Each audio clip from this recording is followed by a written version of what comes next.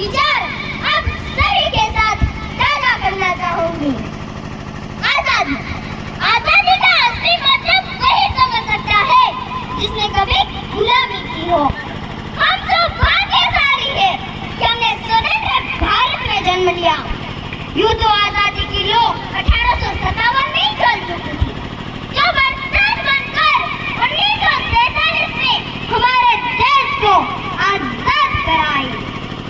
प्राचीन मध्यकालीन और वर्तमान भारत के उदाहरणों से मैं स्पष्ट करना चाहूंगी कि जब हम तिरंगे के घेरे में फंस गए थे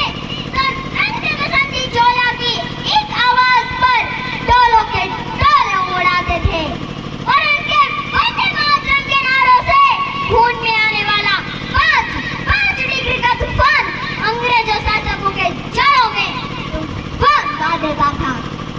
लोग मर जाते थे, मिट जाते थे, फांसी चढ़ जाते थे, तो वो भी अपनी देशभक्ति साबित कर रहे होते थे, क्योंकि उस दौर की देशभक्ति की कसौटी थी।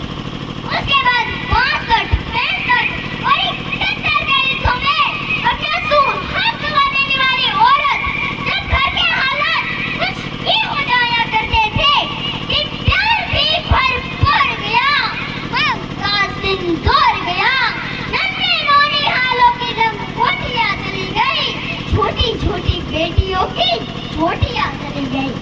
बाप की कमाई से भाई की पढ़ाए गए, ऐसा एक विस्फोट हुआ,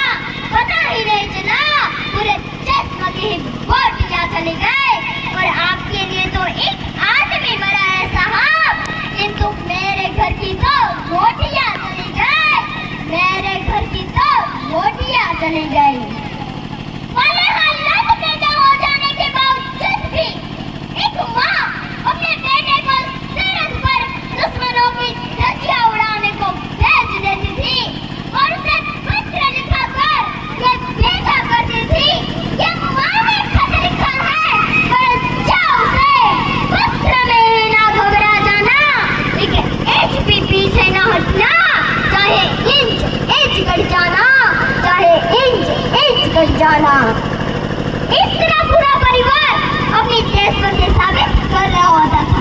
न देश बलिदान मांगता था,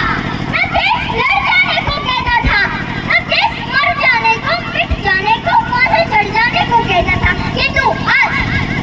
देश लड़ जाने को नहीं कहता, आज देश मर जाने को, मिट जाने को, फांसी चढ़ जाने को नहीं कहता, बल्कि मेरे विचारों में यदि कोई व्यक्ति अपना काम पूरी ईमानदारी, पूरी मेहनत और पूरी लगन से करेगा तो वह सबसे बड़ा देशभक्त है। मैं नहीं मानती कि फेसबुक और व्हाट्सएप के डीपी को इस रंग में रंगना देशभक्ति है, और यदि आप कहेंगे कि सामने 2 बार हाथ में तिरंगा ले लेना देशभक्ति है, तो मैं पूछना चाहूंगी कि फुटपाथ पर रहने वाला बच्चा ट्रैफिक की छांव में लगे पांव में जब तिरंगा देख रहा होता है तो क्या उसे आप उसकी देशभक्ति कहेंगे? या उसकी देशभक्ति नहीं, उसे पेट में भूख की शक्ति है जो उसे ऐसा करने पर मजबूर करती है,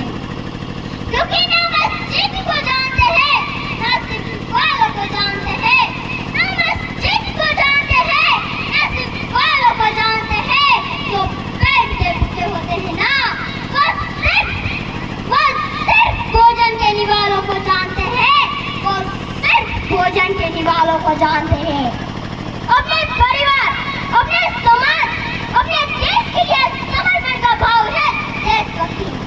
और हर देशवासी के जीवन में आने वाला तूफान है हमारी सच्ची देशभक्ति, ताकि हर देशद्रोही ये समझ सके कि अगर जो करता है तो ये आसमान तेरा है, अगर जो तिरंगा है तो ये समतल तेरा है। भाईचारे से रहना है तो रेत जमी पर, वरना ये कब्र भी तेरी और ये कब्रिस्तान तेरा है, ये कब्रिस्तान तेरा है। हम ना एक ऐसे समाज में जीते हैं जहाँ पत्थर की मूर्त को लगता है 56 भोग और भूखे नंगे तरफते सो जाते हैं लोग, भूखे नंगे तरफते सो जाते हैं लोग। मजदूर को मजदूर समझिए, मजबूर नहीं, गरीब को काम लीजिए, दान नहीं, और अगर दान देने की चूक है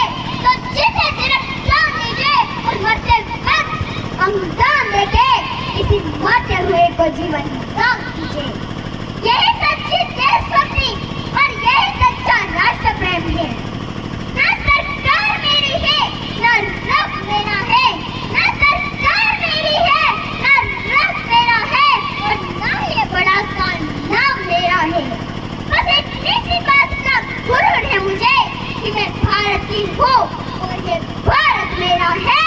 ये भारत मेरा है। और मैं सच कहना चाहूंगी, शरद का दिन रात हमारी रक्षा के लिए खड़े उस जवान को, इस देश की पुलिस, प्रशासन और किसान को, और इस देश की हर उस व्यक्ति जो अपना काम बड़ी ईमानदारी, बड़ी मेहनत और बड़ी लगन से करते हैं, जिसके बिना राष्ट्र निर्माण की कल्पना करना भी असंभव सा लगता है। और आज इस मंच पर बड़ी जिम्मेदारी के साथ मैं भारत की बेटी ये कहती हूँ कि हमारा राष्ट्र निर्माण तब संभव होगा जब हम सभी, मैं, आप, हम सब मिलकर प्रयास करेंगे, क्योंकि हमारा देश की जिम्मेदारी नहीं हमें आगे ले जाने की, हमारी जिम्मेदारी है अपने देश को आगे ले जाने की, अपने राष्ट्र को आगे ले जाने की, अपने वतन को आगे ले जाने की। तो अंत में मैं बस यही कहना चाहूंगी कि मेरा हिंदुस्तान महान था, महान है और महान रहेगा। मेरा हिंदुस्तान महान था, महान है और महान रहेगा। होगा हौसला सबके दिलों में बुलंद, लेकिन पाकिस्तान की शहीद कहेगा, पाकिस्तान ही क्यों सारा जहां जहीन कहेंगे, सारा जहां जहीन कहेगा, क्योंकि सारे जहां से अच्छा हिंदुस्तान हमारा, सारे जहां से अच्छा हिंदुस्तान हमारा। हम बुलबुलें हैं इसकी, ये गुलिस्तान हमारा, ये गुलिस्तान हमारा। जय हिंद, जय भारत। खूब खूब अभिनंदन।